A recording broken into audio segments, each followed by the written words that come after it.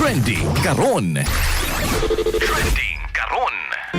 ABS-CBN reporter mihilak kumikas ka peligros coverage sud sa Senate building tungos buto-buto. Si katropang Philip Serojano sa Sugilanon nini.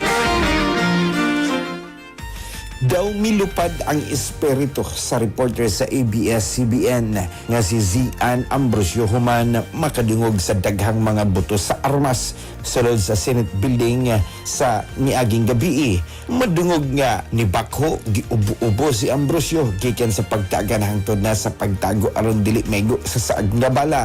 Makita usab ang mga naka-vest ug naka-jacket nga adunay tatak nga NBI uban kanila dito sa GSIS building nga tapad sa Senate building.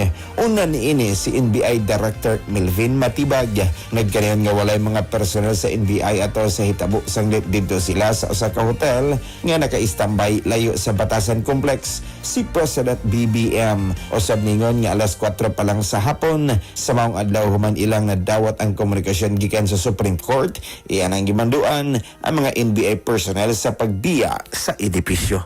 Para sa itong mga katropa nga mga kalalakinan, kinsa na problema na sila lawas ng kalipay. Karon mga katropa, di na ka na ang ikabalaka. Gamikan kay ang Turbo Dietary Food Supplement for Men. Mapalit na kini sa inyong mga suking butika. Di ako sa ground floor, sa Z Plaza Building, di ako sa Lim, tapad sa Barangay Hall, sa Barangay Zapatera, naimutang nga tuwang Yes to Health Store, din available ang tanang produkto sa Yes to Health Incorporated. Alang sa naghiusag Pilipino para sa Pilipinas, kini ay certified turbo user katropang Philip Serojano, XFM News. Kasikas Express Balita. Cellphone Plus Gold, mapalit sa mga butika sa inyong lugar.